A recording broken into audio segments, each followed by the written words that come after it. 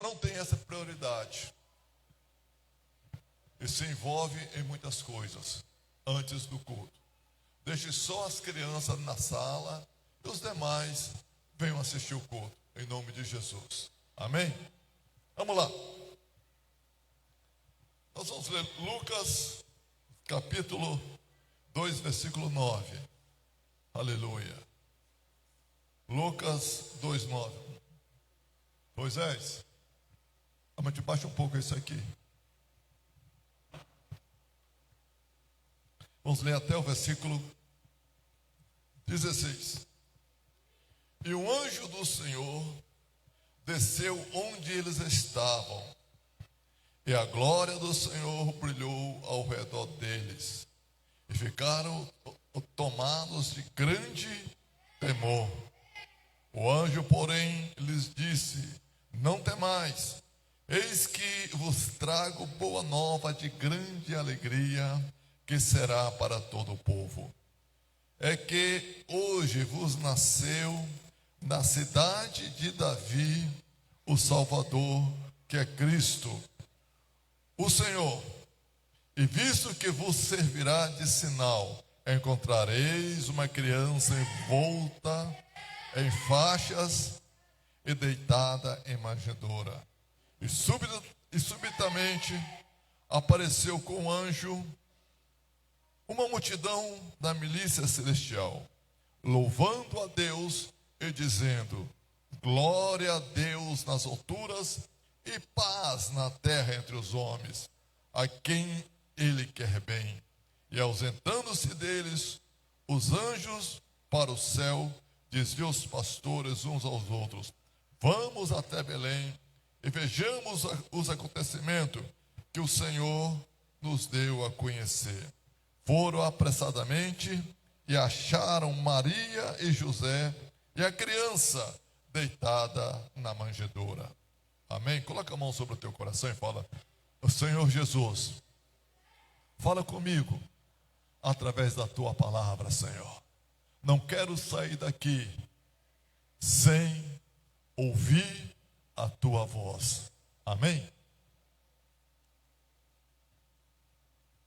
Irmãos, o Natal, não hoje, o Natal, no dia 25, é uma data que é festejada, comemorada pelo mundo cristão.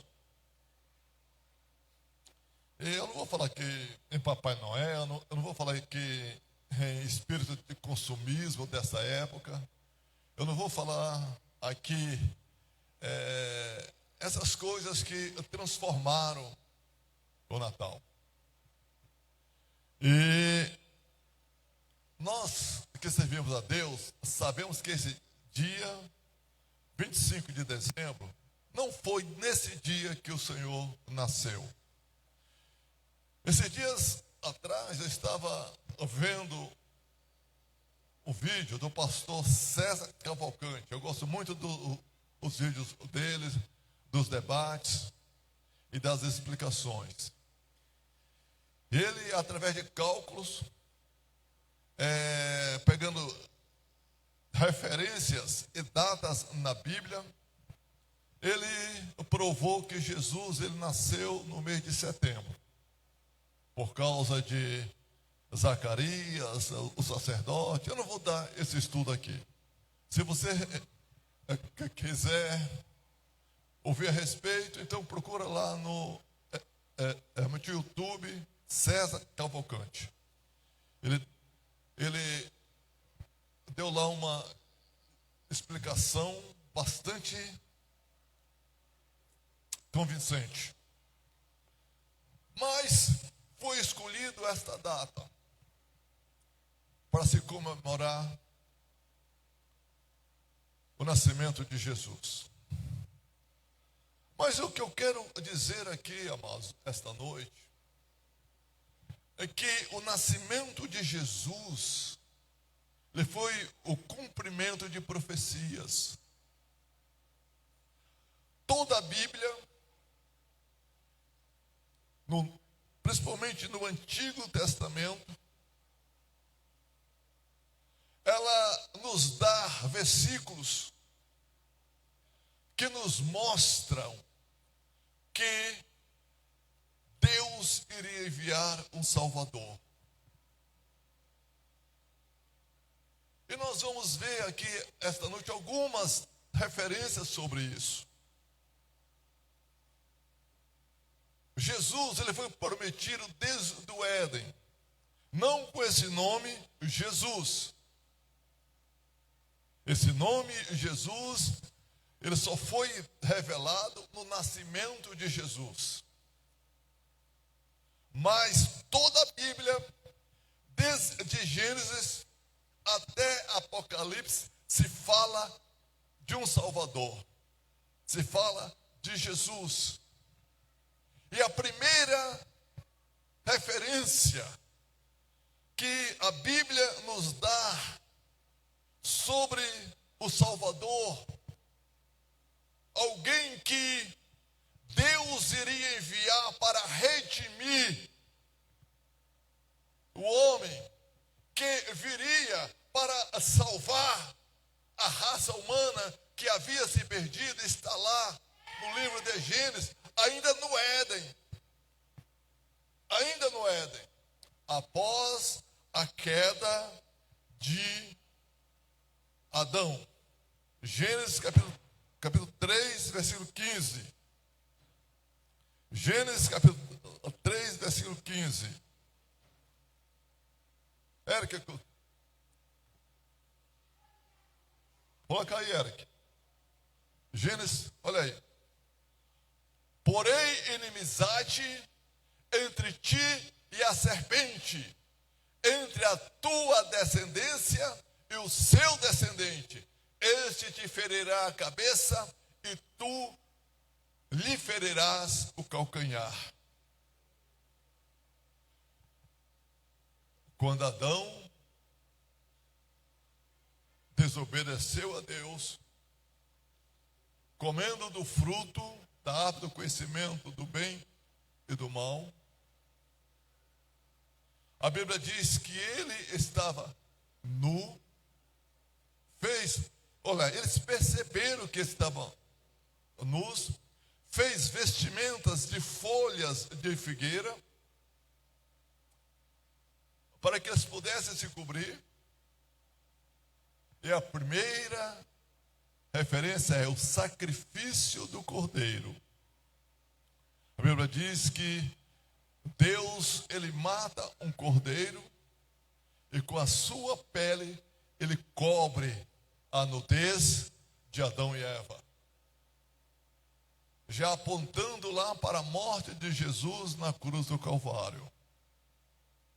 Aí Deus, ele profetiza, o próprio Deus profetizando: eis que eu colocarei inimizade entre a tua descendência e a descendência da serpente. Eis que, deixa aqui, Eric, o texto. Eis que ela te ferirás o calcanhar, mas a tua descendência esmagará ou ferirá a cabeça. E foi exatamente isso que o inimigo fez. Feriu a humanidade lá no Éden. Mas Deus falou que a semente da mulher pisaria na cabeça da serpente. Amém? Então essa semente da mulher é a pessoa de Jesus. E uma coisa que eu aprendo: calcanhar ferido tem o quê? Cura. Cabeça esmagada não tem mais cura. É morte certa. Amém? Isso, irmãos, é muito forte. Calcanhar ferido tem cura, mas cabeça esmagada não tem cura. E foi exatamente isto que Deus falou, que nasceria alguém da semente da mulher, filho da que esmagaria a cabeça da serpente, que esmagaria a cabeça do diabo.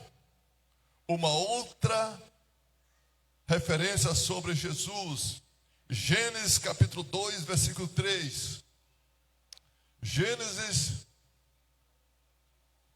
12, 3. Aleluia. E abençoou Deus 12. É 12, Érica. Não é 2, não. Isso. 12, 13. Ou melhor, isso. Gênesis capítulo 12, versículo 3. E abençoarei os que te abençoarem, e amaldiçoarei os que te amaldiçoarem, e em ti serão benditas todas as famílias da terra. Jesus, ou melhor, Deus, ele escolhe Abraão, e a descendência de Abraão seria uma propriedade peculiar, particular de Deus. E Deus, então, ele faz a promessa a Abraão: eu te abençoarei, e através da sua vida, através da sua descendência, serão abençoadas, serão benditas todas as famílias da terra. Aí Deus está dizendo que Jesus, ele nasceria da descendência de Abraão. Amém? Porque é em Jesus que são benditas todas as famílias da terra. Quem pode dizer amém? Aleluia. Há uma outra referência ainda em Gênesis capítulo 49, versículo 10. Gênesis 49, 10. O cetro não se arredará de Judá, nem o bastão de entre os seus pés, até que venha Siló, e a ele obedecerão os povos. Amém? Então, o que Deus está dizendo? Que ele, em primeiro lugar, ele escolhe a família de Abraão. Da família de Abraão sairia a bênção para todas as famílias da terra. Aqui ele escolhe de qual das tribos de Israel que sairia o Salvador.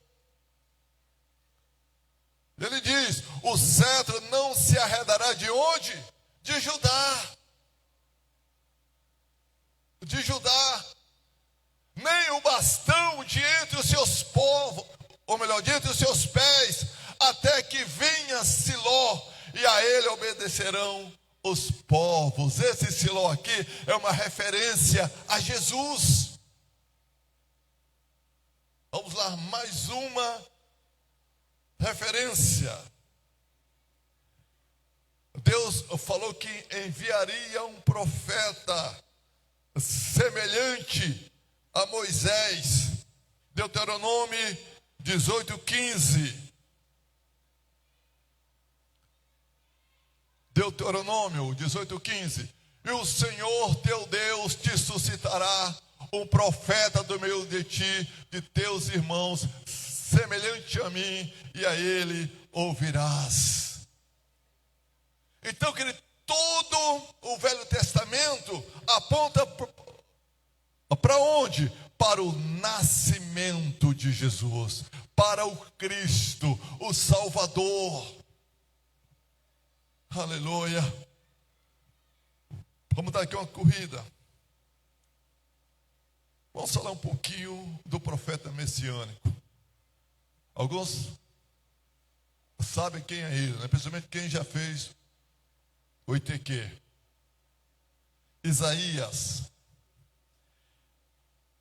capítulo 7, versículo 14. Olha, irmãos, isso aqui, irmãos, Deus, ele dá detalhes do nascimento de Jesus. Olha só. Portanto, o Senhor mesmo vos dará um sinal. Eis que o quê? A virgem conceberá e dará luz a um filho, e lhe chamará Emanuel. Amém? Que quer dizer o quê? Deus conosco. A partir do nascimento de Jesus, Deus conosco. Deus conosco, habitando entre nós, habitando em nosso meio. E Deus aqui dá detalhes, como aconteceria o nascimento de Jesus. Uma virgem conceberá, esse seria o sinal a um filho. E Deus ainda dá alguns detalhes, alguns atributos sobre esse filho. Isaías capítulo 9, versículo 6 e 7. Porque um menino nos nasceu, um filho se nos deu, o governo está sobre os seus ombros, e o seu nome será Maravilhoso, Conselheiro, Deus Forte, Pai da Eternidade, Príncipe da Paz. Oh, aleluia. Vamos aplaudir a esse Cristo que Ele merece. Aleluia. Aleluia. Para que se aumente o seu governo e venha a paz sem fim sobre o trono de Davi e sobre o seu reino, para o estabelecer e o firmar mediante o juízo e a justiça, desde agora e para sempre. E o zelo do Senhor dos Exércitos fará isto. Quem pode aplaudir a Jesus mais uma vez?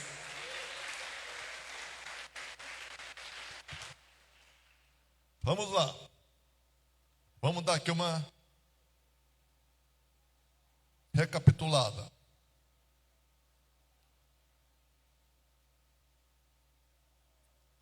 Viria um que esmagaria a cabeça da serpente, da família de Abraão, da tribo de Judá, um semelhante a Moisés, um que teria o seu trono estabelecido, nasceria de uma virgem, o seu nome seria Emanuel, ele seria chamado de Conselheiro, Maravilhoso, Deus Forte, Pai da Eternidade, Príncipe da Paz. E a palavra nos dá até o nome da cidade onde Jesus nasceria. Quem sabe aqui onde Jesus nasceu aqui? Belém do Pará? Antigamente, quando falavam que Jesus nasceu em Belém, quando eu era criança, eu achava que era Belém do Pará. Quem aqui já puxou isso aqui? Mas é Belém da Judéia. Amém? Vamos lá. Miqueias capítulo 5, versículo 2. Miqueias 5, 2.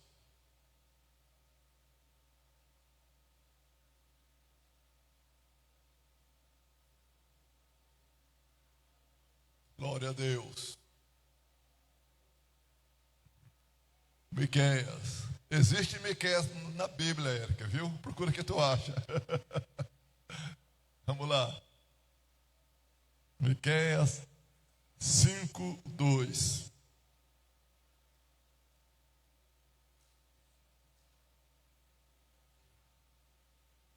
Achar aqui. Aleluia. O 2. E tu, Belém Efrata, pequena demais para figurar como o grupo de milhares de Judá, de ti me sairá o que há de reinar em Israel, e cujas origens são desde os tempos antigos, desde os dias da eternidade. Amém. Nos fala até, queridos, a cidade. E até, queridos, a vinda de Jesus. Existem muitas outras profecias no Velho Testamento sobre o nascimento de Jesus, a vinda do Messias, mas é muita coisa. Mas eu acho que essas que eu citei hoje são as mais conhecidas e é o suficiente. Mas o povo de Israel, eles viviam uma expectativa, porque eles conheciam todas essas profecias. Isso era ensinado de geração a geração. Eles viviam nesta expectativa. E quando surgia um profeta, quando surgia alguém, eles na verdade ficavam esperando um rei, o Messias. Quando surgia alguém que se levantava contra o sistema, eles achavam que era o Cristo. Só que eles passaram muitas decepções. Havia um tempo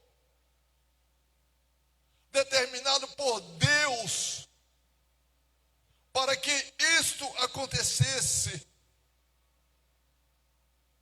E no tempo exato, no relógio de Deus, não poderia ser outro tempo, não poderia ser antes e nem depois, teria que ser naquele dia, naquela data que Jesus nasceu. Eu gostaria de ler 2 versículos da palavra de Deus que nos mostra isso. Efésios, capítulo 1, versículo 9 e 10. Efésios 1, 9 e 10.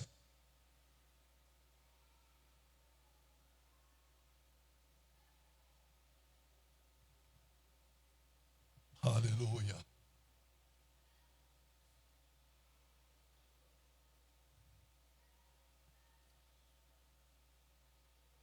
Desvendando-nos o mistério da sua vontade, segundo o seu beneplácito que o propuseram em Cristo. 10.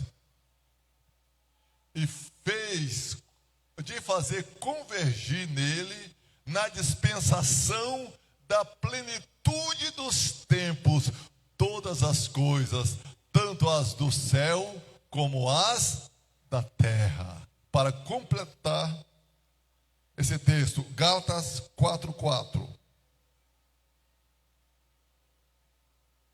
Gálatas 4, versículo 4. Vindo, porém, a plenitude do tempo, Deus enviou o seu Filho, nascido de mulher, nascido sob a lei. Amém? Então, em que tempo Jesus veio? Na plenitude dos tempos, no tempo determinado por Deus, para cumprir tudo aquilo que foi dito de Gênesis até o livro de Malaquias, para cumprir todas as profecias relacionadas ao Cristo, ao Messias.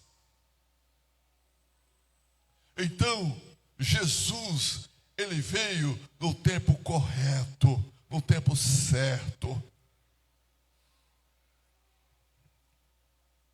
E quando a gente lê sobre o nascimento de Jesus em Mateus, Lucas, Marcos, João, todos os detalhes. Cada um dos evangelistas apresenta alguns detalhes sobre o nascimento de Jesus. E nos revela um Salvador, um Cristo, o Messias. Ainda hoje Israel espera o Messias. O porquê? Porque eles não entenderam e não entendem até hoje o mover, o plano de Deus. Que a salvação não seria apenas para a nação de Israel, mas seria para todo aquele que crê. Que o reino não é um reino bélico, um reino material, mas é o reino dos céus. Eles esperavam um rei com armas de guerras, chegando em Israel, tomando o domínio do império, dos impérios que existiram e que dominaram Israel durante a história. Talvez eles esperassem Israel, ou melhor, o Messias, o Cristo, montado em um cavalo de guerra. Mas, porém, Jesus entra na cidade montado em um jumentinho. Isso não entrou na mentalidade deles. Não tiveram a revelação que nós temos hoje através do Evangelho. Através do Evangelho. Que seria bênção para todas as nações da terra. E a primeira pessoa, o primeiro ser a anunciar o Evangelho foi um anjo. Porque a palavra evangelho quer dizer o quê? Boas novas. E o anjo foi lá aos pastores, o texto que nós lemos aqui esta noite: eis que vos trago boas novas de alegria, boas novas de salvação. Eis que nasceu o Salvador em Belém da Judeia. Aleluia.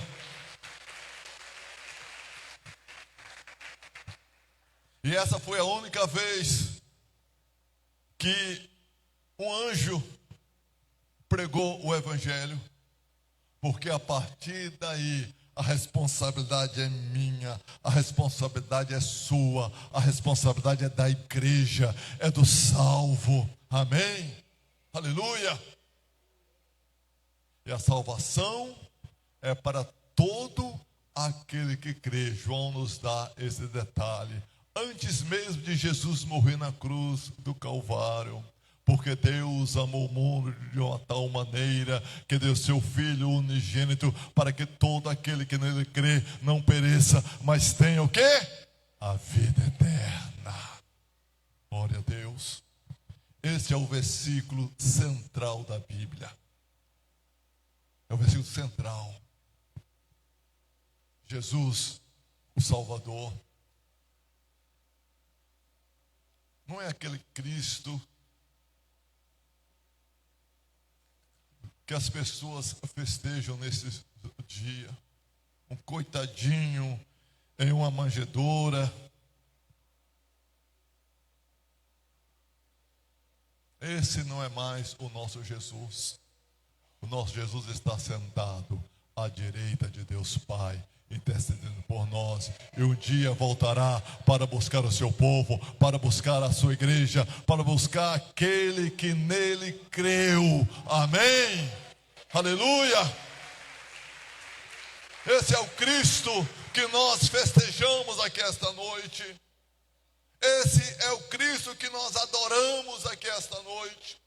Esse é o Cristo que nós servimos. E se você ainda não entregou a sua vida a esse Cristo, se você ainda não recebeu esse Cristo em seu coração, em sua vida. Então faça isso, queridos. Porque Ele morreu por você.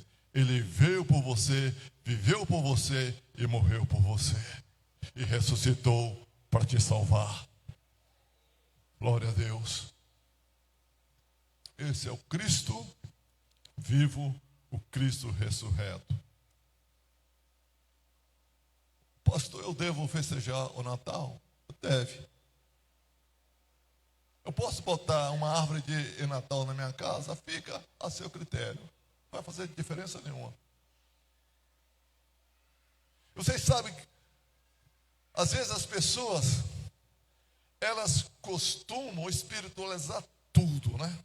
Não pode. Começa aquele espírito religioso. Ah, porque a árvore de Natal é por causa não sei quem, lá na Idade Média, ou porque onde o dia 25 é o dia onde se adorava, onde deu sol. Eu botei no grupo da igreja esses dias algo que abriu a minha mente. Algumas dessas crenças, essas crendices, eu acreditava e defendia. Mas existe um texto que fala que a verdade é o quê?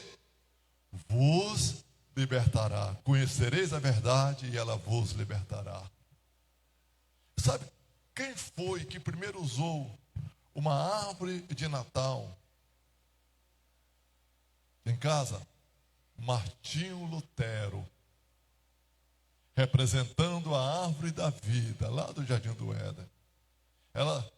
Hoje nós enfeitamos de bolinhas, né? Naquela época era com frutas, representando o fruto da vida. Foi uma primeira pessoa. E depois ele se espalhou e como o mundo não é bobo, transformou em algo comercial. Algo para se ganhar dinheiro. Realmente materializou. Então, querido, se você quiser usar, usa. Se você não quiser, não use. Fica ao seu critério. Isso não vai afetar em nada a tua relação com Deus. Paulo, ele mesmo falou, uns usam, outros não usam. Falando sobre lá alguns costumes daquela época.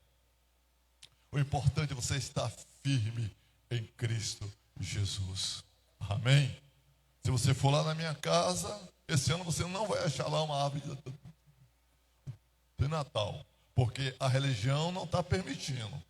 Mas quem sabe no próximo ano, não é? A gente coloque lá. Até mesmo porque eu tenho netos que são crianças. Amém? Na minha infância, não tinha árvore de Natal lá em casa, porque os meus pais não tinham condições. Não tinha ceia de Natal, porque os meus pais não tinham condições. Amém? Mas você pode fazer uma bela ceia de Natal lá na sua casa e me convidar, que eu vou comer lá com você, viu? É um tempo de você se reunir com a sua família, gente. Às vezes passam tão corrido e não temos a oportunidade de sentar à mesa com a nossa família, com os nossos filhos, com os nossos netos, com os nossos pais. Eu não sei se os irmãos lembram, antes dos meus pais falecerem, eu não fazia culto de Natal aqui na igreja. Por quê? Eu viajava lá para Bom Jesus das Selvas, passar o Natal com os meus pais, para aproveitar um pouco da sua velhice. Aí eu voltava e a gente fazia o culto da virada, como nós fazemos todos os anos. Amém? Se o dia 25 caísse na quarta-feira, nós não íamos ter culto aqui quarta-feira. Mas vai cair o quê? Na quinta-feira. Você pode fazer aquele almoço lá e convidar toda a sua família. Tempo de comunhão. E você estar com os seus familiares. Amém? Vamos colocar em pé? Vamos orar? Glória a Deus. Irmãos, uma coisa que nós precisamos entender, que muitas pessoas não entendem, é a nossa liberdade em Cristo. Se o Filho do Homem vos libertou, o que acontece? Verdadeiramente sereis o quê? Livres. Então, para que ficar botando jugo pesado sobre os ombros da igreja e dos nossos irmãos? Vamos falar com o nosso Pai. Agradecer ao Senhor pela sua palavra. Senhor, nós te louvamos, te agradecemos, Senhor, pela tua palavra nesta noite. Obrigado, Jesus, porque o Senhor